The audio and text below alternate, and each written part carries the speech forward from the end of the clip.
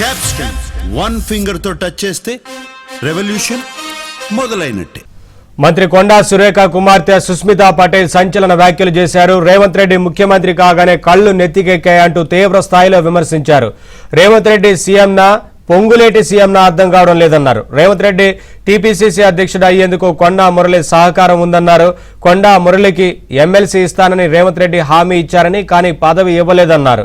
డైపర్లు వేసుకుని తిరిగే రేవూరి ప్రకాష్ రెడ్డికి పరకాల టికెట్ ఎలా ఇస్తారన్న సుస్మితా పటేల్తో మా ప్రతినిధి Naveen face to face.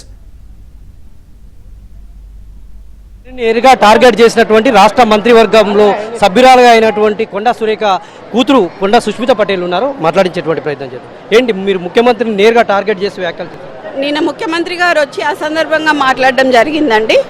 సంగారెడ్డికి పోయేమో Jeevan Reddy గారికి అధిష్టానం టికెట్ ఇస్తుంది అని చెప్పిండ్రు. మరి మా దగ్గరకు వచ్చేమో రేవూరి ప్రకాష్ రెడ్డిని గెలిపియాలి అని చెప్పిండ్రు.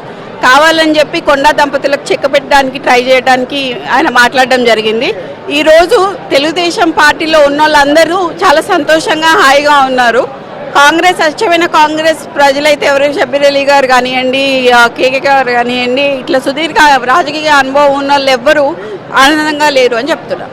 అయితే ఇవన్నీ కూడా పార్టీలో అంతర్గతంగా మాట్లాడుకోవచ్చు, అధిష్టానాన్ని సంప్రదించవలసి వచ్చు. కానీ మీరు నేరుగా ముఖ్యమంత్రిని టార్గెట్ చేసి విమర్శలు చేయడం ఏంటి? మీ ధైర్యం ఏంటి?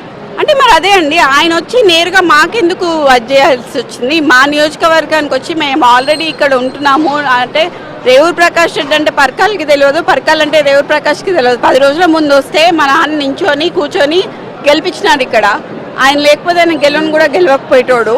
అట్లనే మళ్ళీ గెలిపియమని చెప్పి ఎప్పుడో 2 నెలలకు వచ్చి దాని గురించి మాట్లాడుతున్నాడు. నేను అదే అంటున్నా, సవాల్ చేస్తుంది ఏంటి అంటే నాకేం భయం ఉందని భయం లేదు నాకు. ఎందుకంటే ప్రజలు నాకు అండగా ఉన్నారు, వాళ్ళని గెలిపించుకుంటారు కాబట్టి ఈ క్షణమైనా నేను పోటీకి రెడీ అని చెప్తున్నాను. మీకు పార్టీలో ఏం అన్యాయం జరిగింది? కొండా మురళి గారికి ఉద్దేశించి ఆయనకు ఎమ్మెల్సీ ఇస్తలేరని చెప్తున్నారు. ఏం అన్యాయం జరిగింది?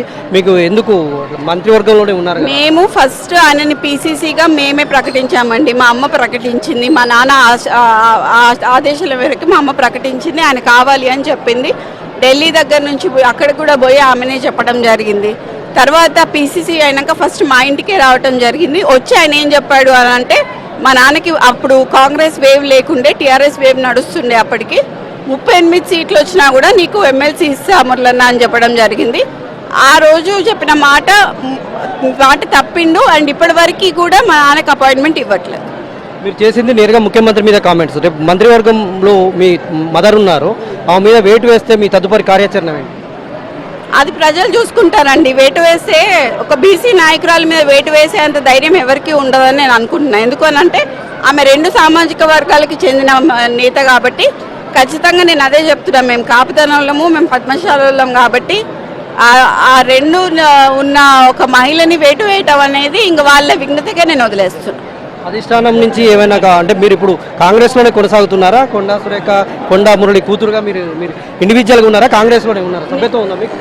ఉందండి, నాకు సభ్యత్వం ఉంది. నేను కాంగ్రెస్లోనే ఉన్నాను ఇప్పుడైతే. అంటే మీ అధిష్టానం సూచించినటువంటి ముఖ్యమంత్రి పైన మీరు నేరుగా విమర్శలు చేశారు కదా, దీనికి పార్టీ నుంచి ఏమైనా నోటీసులు వస్తే ఏం చెప్తారు మీరు? చూద్దాం. అప్పుడు నేను ఒకవేళ చూసుకుంటే నేను లాయర్ ద్వారా నా కార్యాచరణ నేను చెప్పుకుంటాను. Thank you very much. ఇది కొండా సుస్మిత గారి అభిప్రాయం. మొత్తంగా ఆమె నేరుగా ముఖ్యమంత్రి రేవంత్ రెడ్డి ఆయన కుటుంబం మీద చేశారు. ఆయన కొండా మురళికి చేసినటువంటి అన్యాయం మీద నేను స్పందించాను. పార్టీ ఏ నిర్ణయం తీసుకున్నా దాన్ని ఎదుర్కొంటానని కొండా సుస్మిత చెప్తా ఉన్నారు. వీడియో జర్నలిస్ట్ జగదీష్తో నవీన్, ఏబిఎన్ ఆంధ్రజ్యోతి, గీసుగొండ, వరంగల్ జిల్లా.